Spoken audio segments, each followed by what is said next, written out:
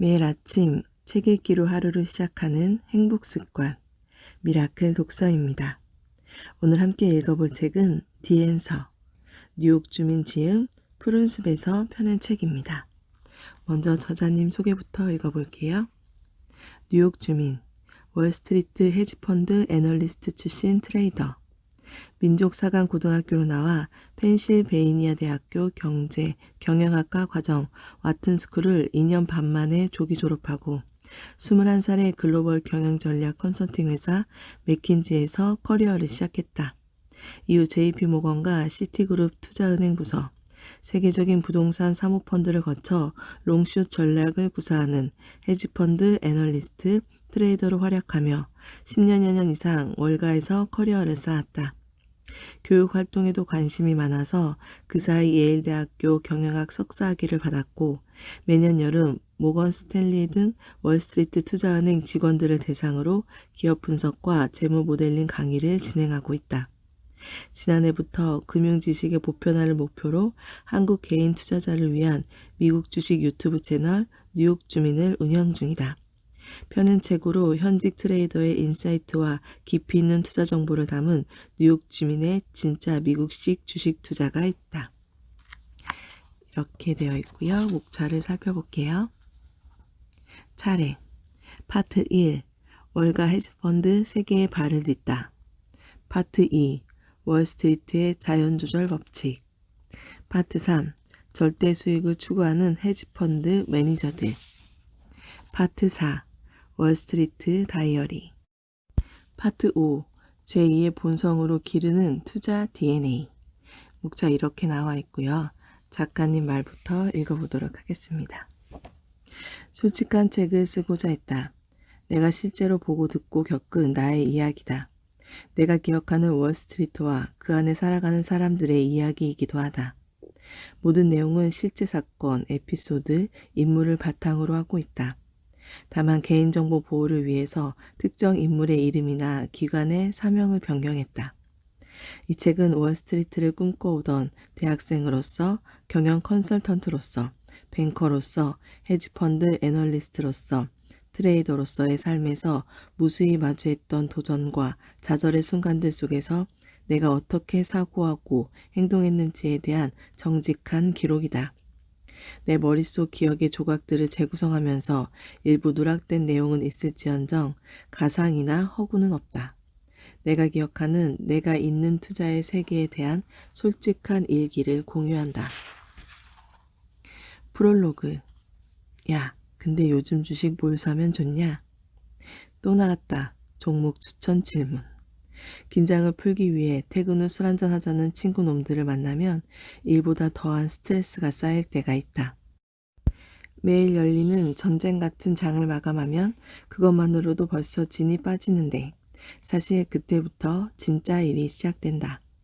그날의 트레이드를 검토하고 뭘 잘했고 뭘 잘못했는지, 내 밸류에이션 모델에 이상은 없는지, 오늘 장에서 새로운 투자 기회가 포착됐는지, 포지션을 변경해야 하는 이유가 있는지, 내 포트폴리오의 해지가 아직 유효한지, 내일장은 어떻게 대비해야 하는지, 분석은 끝이 없다.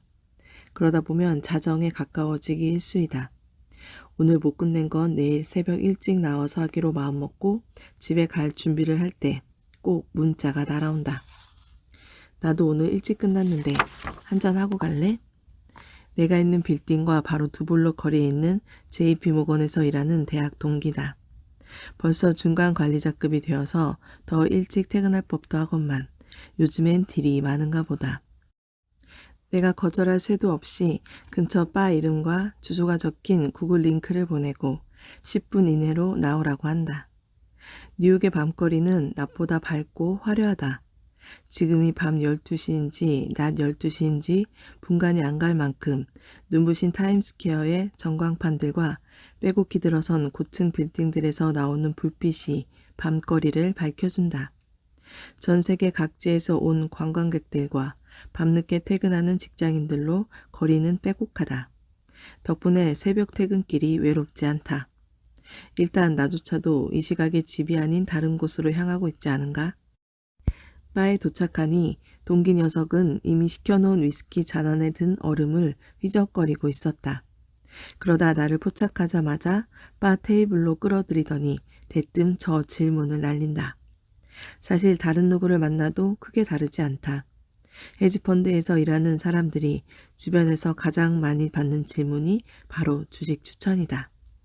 대학 동기, 변호사 친구, 개인사무사, 스타트업 대표가 된 친구, 그래도 말이 통한다고 생각했던 금융권 친구들까지 하나같이 나를 만나면 이때다 싶어 들이대는 질문이다. 아, 물론 헤지펀드라는 단어에서 오는 왠지 모를 부정적인 인식과 겉으로 보이는 화려함의 거부감이 가득 담긴 눈빛은 덤이다. 밑도 끝도 없는 주식 뭐 사면 돼? 세례에 언젠가부터 받아칠 대사를 준비해 두었다. 요즘 같은 장에서는 A사 주식 사면 나쁘지 않아. 하지만 그 대신 매수금의 5에서 10%는 뉴욕 증시 경쟁 B사, 중국 증시의 자회사가 상장된 같은 업계 C사에 대한 공매도가 필요해. 그리고 10% 정도는 CMBX 모기지 인덱스 신용부합 수합을 매도해서 크레디트 해지를 하고, 참고로 이건 내가 2배 정도 레버리지를 썼다는 가정하에서야. 다음 주 실적 발표 때 새로운 변수가 튀어나오지 않고 당분간 금리 스프레드가 지금 수준으로 유지되는 이상 내 말대로 하면 확실하게 돈을 벌 수 있어. 실제로 이런 식으로 말하면 대부분 이야기를 포기해버린다. 그리고 다시는 내게 종목 추천 따윈 요구하지 않는다. 이해 못지않게 한숨 짓게 만드는 또 다른 질문 유형은 언제 리세션이 올 것 같아? S&P 500 지금 들어가는 게 맞아? 등의 상승장, 하락장 맞추기 질문 부류다. 내가 몇 번이고 시장 사이클을 알아맞히는 사람은 이 세상에 존재하지 않는다고. 헤지펀드에 대해 전제가 시장이 오르든 내리든 시황과는 무관하게 수익률을 내는 것이라고 설명해도 소용없다. 그래봤자 돌아오는 대답은 늘 이런 식이다. 알겠어, 알겠는데 그럼 시장이 계속 오를 것 같다는 거야? 나는 이런 질문 자체가 근본적인 문제를 품고 있다고 생각한다. 주식 투자를 마치 마트에서 장을 보듯이 뭐 하나 무조건 오를 것 같은 종목을 고르는 일이라고 생각하는 사고가 묻어있기 때문이다.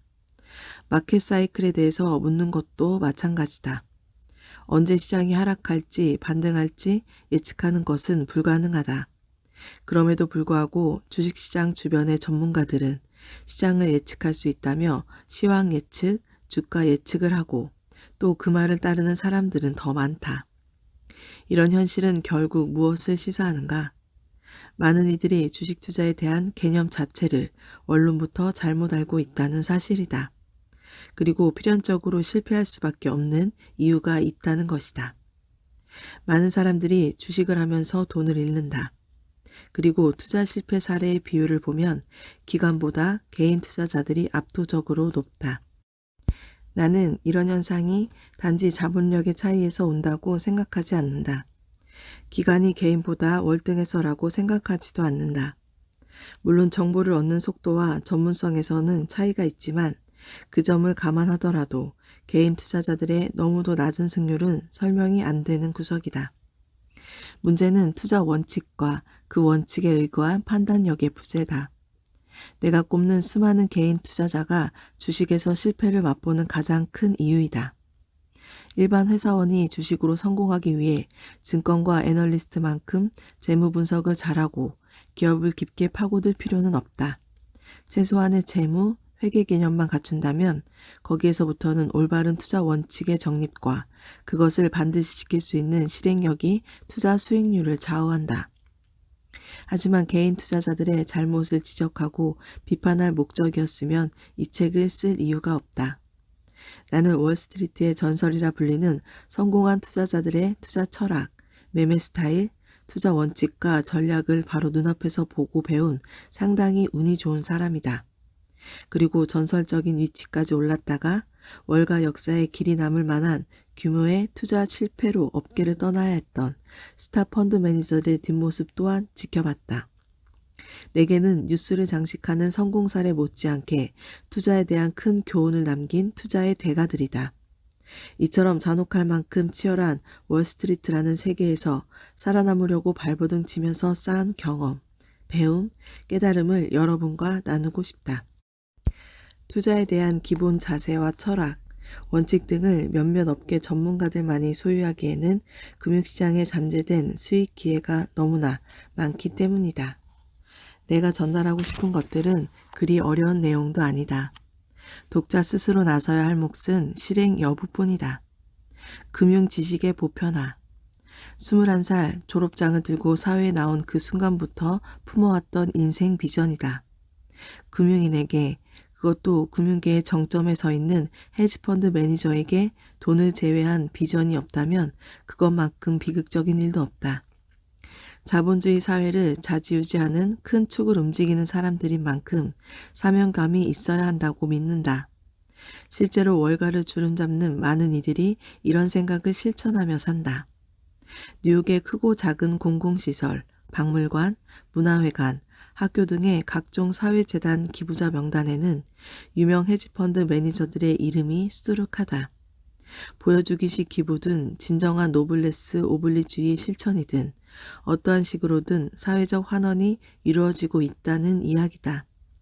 내 경우에는 물질적인 경우의 기부 외에도 어렵게 월스트리트에 들어와 그보다 더 어렵게 쌓은 투자 경험과 지식 등의 무형자산을 교육의 형태로 나누려 한다. 투자란 수학적, 경제적 지식보다 인문학에 더 가까운 행위이다.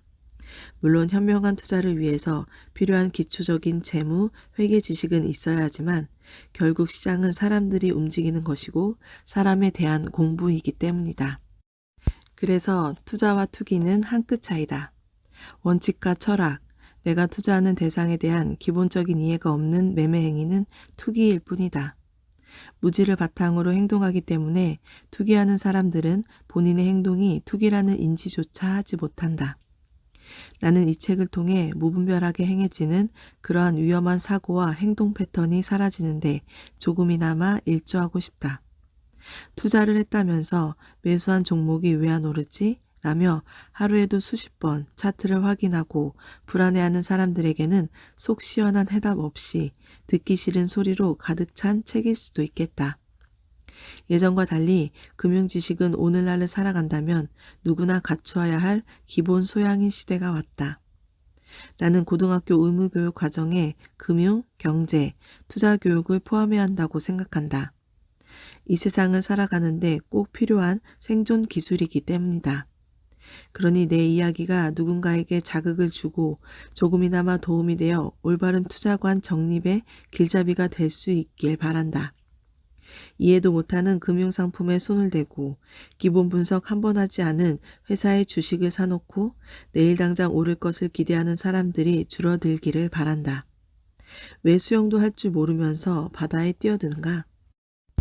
마지막으로 경쟁이라는 단어로는 충분히 표현조차 안 되는 치열한 생존의 장에서 천재라고 불리는 사람들만 모이는 곳에서 수없이 좌절하면서도 버텨보겠다고 발버둥 쳤던 나름의 성장 스토리도 함께 공유하고 싶다. 그 과정에서 경험하고 느꼈던 점들은 각자 자신의 세상을 살아가는 삶의 맥락에서 유용하게 적용될 수 있다고 믿는다. 학부 유학에서 시작해서 월스트리트 입성까지 다룬 일부에서는 내가 투자 세계에 정식으로 몸담기까지의 과정, 시기적으로 맞물렸던 월가의 몰락과 부활에 대한 이야기를 그려보았다. 2부에서는 내 부자의 위치에서 보고 느낀 월스트리트 투자 세계에 대한 고찰과 자아 성찰을 담았고 3부에서는 현재 월스트리트를 이끄는 나아가 세계 금융시장을 좌우하는 투자의 대가들에게 직감적적으로 배운 투자 방법론과 철학, 실제 투자 사례들, 개인적 노하우를 실었다. 4부는 월가의 여러 조직을 거치면서 일기처럼 기록해왔던 일상의 에피소드와 그에 대한 생각들을 모았고 5부에서는 한국 투자자들에게 전달하고 싶은 투자의 본질에 대한 메시지를 담았다. 결국 이 책은 여러분의 그래서 주식 뭐 사면 돼? 이거에 대한 매우 긴 대답일지도 모르겠다. 또한 월스트리트라는 무대에서 그 그 세계에서 피라미드 꼭대기라 할 수 있는 헤지펀드에서 일하면서 나만의 투자 원칙을 하나하나 발견해 갔던 개인적인 기록이기도 하다. 내 이야기가 여러분이 걸어가는 각자의 길에서 동기부여가 되고 신선한 자극이 되었으면 한다. 그리고 금융 지식의 보편화라는 비전을 향해 걸어가는 나와 함께 해주길 소망한다. 뉴욕 주민. 파트 1. 월가 헤지펀드 세계에 발을 딛다. 리먼 사태의 기억. 오늘 자산가격 모델 시험은 취소합니다.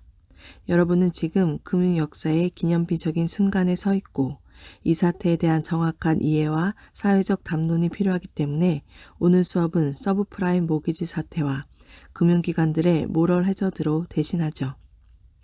교수님의 한마디에 재무수업 강의실을 가득 메운 100여 명의 인원이 일시에 웅성거리기 시작했다. 대부분 한 손에는 새벽부터 하도 읽어 너덜너덜해진 월스트리트 저널을, 다른 한 손에는 20온스 대형 커피를 들고 있다. 커피 대신 설탕 시럽을 들이부은 홍차를 들었을 뿐 내 모습도 주변과 크게 다르지 않았다.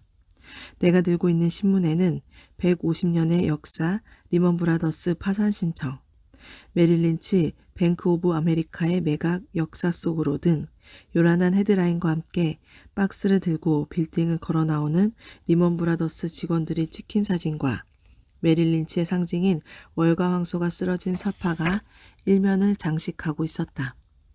2008년 9월 15일, 나는 아직도 그날 하루 있었던 모든 일을 시간별로 인물, 장소, 사소한 대화 하나하나까지 정확하게 기억하고 있다. 교수의 말이 끝나자마자 여기저기서 질문이 터져 나온다. 바클리즈가 매각 협상 진행하고 있던 거 아니었어요? 정부는 베이스턴스, JP모건은 그제금융을 해줬으면서 왜 리먼은 안 해주는 건데요? 39억 달러 손실 지금 같이 계산해봐요. 월가 예상치는 22억 달러였는데 대차대조표에 안 잡힌 부실 자산이 있었던 걸까요? 6,130억 달러 부채면 작년부터 레버리지가 31이었다는 이야기인데 제가 잘못 계산했나요? 숫자가 말이 안 되는데요. 이게 왜 전부 CDO 탓이에요? 파생상품 문제가 아니라 모기지 시장 버블 탓 아닌가요? 메릴이 어떻게 BOA에 매각돼요? 상업은행에서 투자은행 업무를 어떻게 하나요? 끝없이 쏟아지는 질문에 강의를 포기한 교수가 진땀을 흘리며 학생들을 상대하고 있었다. 대부분 이듬해 월가의 투자은행이나 펀드에 입사가 예정된 친구들이다. 하룻밤 사이에 사라진 리먼과 메릴 린치의 예비사원들도 수십 명이었다. 두 차례의 세계대전에도 살아남았던 대형 투자은행이 이렇게 한순간에 사라졌다. 졸업 후 월가 입성을 너무나도 당연하게 여겨온 우리에게 투자은행으로 대표되는 금융업계의 붕괴는 곧 세상의 종말과 다를 바 없었다. 그곳이 우리가 알고 있는 세상의 전부였으니까. 이 수업 외에도 그날 학교에서 정상적으로 진행된 수업은 하나도 없었다. 모두가 신경이 곤두서 있었고 이미 예견된 입사 취소 통보와 한 치 앞도 안 보이는 미래의 절망에서 밤새 울던 친구도 있었다. 2억 빚과 조기 졸업장. 펜실베이니아 대학교의 와튼스쿨은 월스트리트 사관학교라고 불리는 경영대학이다. 아이비리그 대학교 중 유일한 학부 소속 경영대학이고 그 명성에 걸맞게 매년 졸업생의 70% 이상을 월스트리트로 배출한다. 월가와 상생하는 학교인 만큼 학생들은 매일매일 뉴욕 증시의 사소한 뉴스에도 촉각을 곤두세우고 다우존스 지수의 작은 움직임에도 예민하게 반응한다. 동아리 활동으로 실제 펀드를 운용해 높은 수익을 기록하는 등 내일이라도 당장 투자은행의 기업 금융 부서에 투입될 수 있을 만큼 실력으로 무장한 학생들이 즐비하고 실제로 졸업 전부터 많은 친구가 세계적인 헤지펀드, 사모펀드 회사로부터 입사 제안을 받는다. 그런 곳에서 동고동락하던 우리에게 2008년 가을은 너무나 가혹했다. 안 먹어? 며칠째 뭐해? 수업도 안 가고. 저녁 7시 기숙사에 들렀다가 반쯤 남은 피자 한 판을 옆에 두고 노트북에 뭔가 열심히 타이핑하는 한 학번 위 앤디를 발견하고 물었다. 이 세상에 존재하는 모든 증권사에 전부 다시 지원하는 중이야. 앤디는 작년 여름 리먼 브라더스의 투자은행 부서에서 인턴십을 마치고 내년에 정규 입사를 앞둔 친구였다. 얼마 전 바클리즈 은행의 인사 담당자로부터 걸려온 전화 한 통으로 졸지에 예비 실업자 신세가 된 앤디는 저희는 앞으로 최선을 다해서 여러분의 재취업을 도와드릴 의무가 있으며 혹시 레퍼런스가 필요하시면 얼마든지 로 시작하는 대본을 읽고 있는 인사 담당자의 말이 채 끝나기도 전에 전화를 끊어버렸다고 한다. 그거 먹지 마. 이틀 된 피자야. 이미 한입 베어문 나를 쳐다보지도 않은 채 앤디가 말했다. 몰골을 보니 며칠째 먹지도 씻지도 않고 기숙사에 틀어박힌 채 지냈던 게 뻔했다. 아, 그럼 좀 갖다 버리든가. 말 시키지 마. 커버레터 쓰는 중이야. 슬쩍 보니 골드만삭스급이 아니면 거들떠보지도 않았던 앤디가 보스턴의 한 이름 없는 소형 자산 운용사에까지 지원하고 있었다. 다음에 취업과 직결되는 투자은행 인턴십을 준비하고 있던 내 사정도 막막하기는 마찬가지였다. 미국 대학의 9월은 새학기 시작과 동시에 취업활동의 개막 시즌이다. 특히 유펜같이 자타공인 예비 금융인 양성소인 학교에 다니는 학생들을 두고 월스트리트 금융회사들은 매년 이 시기에 쟁탈전을 벌인다. 낮에는 학교 캠퍼스에서, 밤에는 5성급 호텔의 화려한 연회장에서 학생들을 초대해 홍보활동을 펼친다.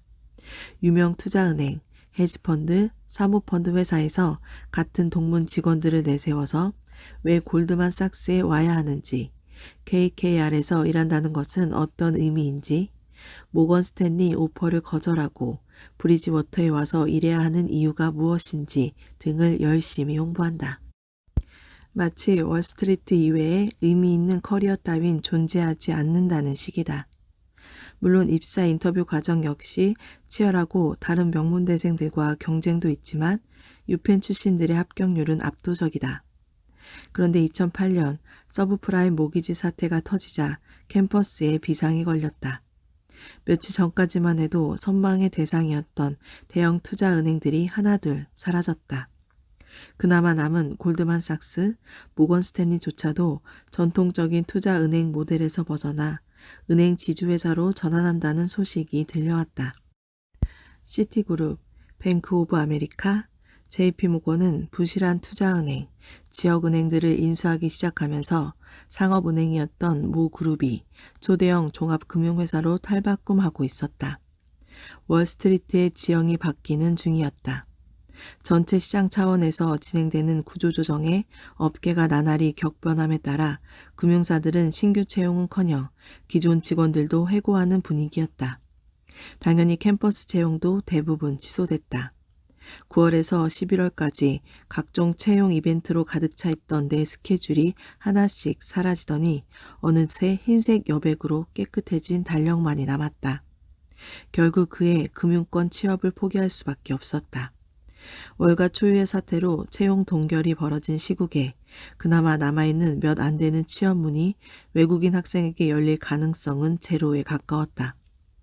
시민권이나 영주권이 있는 미국인 학생들도 외면당하는 와중에 큰 비용을 들어가며 취업 비자 스폰서 등 신경 쓸 것 많은 외국인을 왜 채용하겠는가? 나는 하는 수 없이 취업 전략을 바꾸어 경영 컨설팅 회사를 공략하기로 했다. 맥킨지, 베인, BCG로 대표되는 컨설팅 업계는 원래도 금융권 다음으로 인기 있는 진로였는데 월가 채용 시장이 무너지자 졸업생들이 대거 컨설팅 업계로 몰리면서 역대 최고 경쟁률을 기록 중이었다.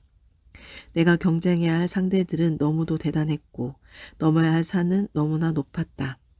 어떻게 온 유학인데 아무것도 이루지 못하고 한국으로 그냥 돌아가야 할 수도 있다는 생각에 너무 두려웠다. 게다가 당시 내겐 매우 큰 현실적인 고민이 있었다. 아이비리그 학비를 오롯이 감당하기 어려운 평범한 공무원 집안에서 자란 까닭에 1년에 5만 달러가 넘는 유학 비용을 충당하기 위해서는 한국의 은행에서 대출을 받아야 했다. 문제는 2008년 전 세계를 강타한 미국발 금융위기로 인해 원달러 환율이 치솟아 1,500원대를 넘어서기 시작하면서부터 불거졌다. 부푼 꿈을 품고 미국에 건너왔던 2007년. 신입생이었던 당시 900원대를 유지하던 환율이 1년 만에 거의 2배가 뛰었다. 겨우 1학년을 마친 나에게 순식간에 억대 대출금이 생겼다. 별다른 방법이 없었다. 대출금을 줄이기 위해 조기 졸업을 준비했다. 졸업 학점을 채우기 위해서 한 학기에 전공 과목만 8개를 수강했다. 물론 취업이 목표니 높은 성적도 유지해야 했다. 그래서 내게 대학 생활의 유일한 기억은 강의실과 중앙도서관을 바쁘게 오갔던 그 길.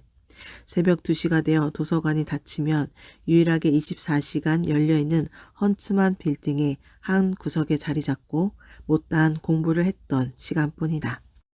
새벽까지 버티다 책상 위에서 잠이 들어 있는 나를 동틀 무렵 청소하러 들어온 빌딩 관리 직원들이 청소기 끝으로 툭툭 치며 깨우면 정신 차리고 오전 수업에 있을 시험을 대비해 공부하는 시기였다. 잠을 기숙사 침대에서 제대로 잤던 기억은 거의 없다. 기숙사는 그저 옷을 갈아입고 샤워할 때만 쓰는 공간이었다. 너무 힘들어서 일주일에 적어도 한 번은 울면서 공부를 했다. 21살 겨울, 그렇게 2년 반이라는 짧지만 굵었던 학부 생활을 마치고 캠퍼스를 떠나던 내게 남은 건 아무것도 보장해주지 않는 아이비리그 졸업장과 2억 원의 빚이었다. 반복과 망각에 대하여. 그때는 개인적인 상황에 매몰되어 큰 그림을 볼 여유가 없었다. 그런데 돌이켜보면 그 시절은 시사하는 바가 컸다. 꼭 투자자로서뿐 아니라 일반인 누구나 반드시 기억하고 되새겨야 하는 역사적 현장이었다. 금융시장의 단기성이라고 했던가?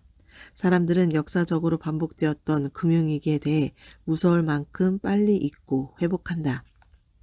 경기 회복의 긍정적 탄력성에 대한 이야기가 아니다. 문제는 끔찍한 금융 재앙을 초래했던 투기 심리와 그에 상응하는 비이상적 행동 패턴을 사람들이 너무나 쉽게 잊어버린다는 점이다. 역사적으로 자산 버블 현상은 항상 있어 왔다. 하지만 그에 대응하는 사람들의 행동과 시장 심리는 몇 년째 변함이 없다. 인간의 본능이라 할 수 있는 욕심과 편향적 사고가 극단적으로 치우치면 투자는 투기로 변질되고 만다. 흥미롭게도 이런 현상은 부동산이라는 자산에서 유독 극대화되는 경향이 있다. 내가 그토록 원하던 유학생활을 위해 미국 땅을 밟았던 2007년은 투기 심리가 부동산이라는 자산과의 접점에서 폭발했던 시기다. 2000년대 초반 미국의 대형 IT 버블 붕괴로 경제가 휘청거린 지 10년도 채 지나지 않은 때 벌어진 일이다. 지금 생각해보면 상식적으로 말도 안 되는 일들이 당시 월스트리트에서는 공공연하게 벌어지고 있었다. 최악의 대출은 시장의 최고점에서 만들어진다. 시장의 정점에서 이루어진 대출은 파괴적 창조다. 원래 쉽게 번 돈일수록 파괴력도 강한 법. 당시 월스트리트는 구조와 금융으로 만들어진 자본의 파괴로 이어질 수밖에 없는 파생 상품을 팔기에 여념이 없었다. 라이어스 론이라는 형태의 주택담보대출이 횡행했다. 은행들은 집은커녕 몇천 달러 단위 신용대출도 거부당했어야 할 사람들에게 100%에 가까운 대출 비율로 승인해 주고 있었다. 소득증명, 고용증명서 한 장 없이 무한대로 발행된 부실주택담보대출은 말 그대로 서브프라임 모기지인 부실 상품이었지만 신용평가 기관들은 개의치 않고 높은 신용등급을 주었다. 오히려 감시 감독 역할을 해야 했던 주체들이 부실대출을 부추긴 꼴이다. 이러한 파생 상품을 규제하는 관리 당국은 방관했고 아무리 부실한 상품이라도 그러한 관행이 불법이 아닌 이상 수요 공급의 원리에 의해 무분별하게 거래되기 시작했다. 하루아침에 A등급으로 탈바꿈한 서브프라임 증권은 수익률이 높은 MBS 같은 파생 상품으로 포장되어 은행가로 되돌아왔다. 이에 대한 헤지펀드, 증권사, 연기금 등의 대형 기관 투자자들로부터의 수요는 폭발적이었다. 그렇게 똑똑한 사람들이 많은 곳에서 어떻게 이런 일이 일어났을까? 오늘 미라클 독서는 여기까지 읽도록 하겠습니다. 오늘도 감사합니다.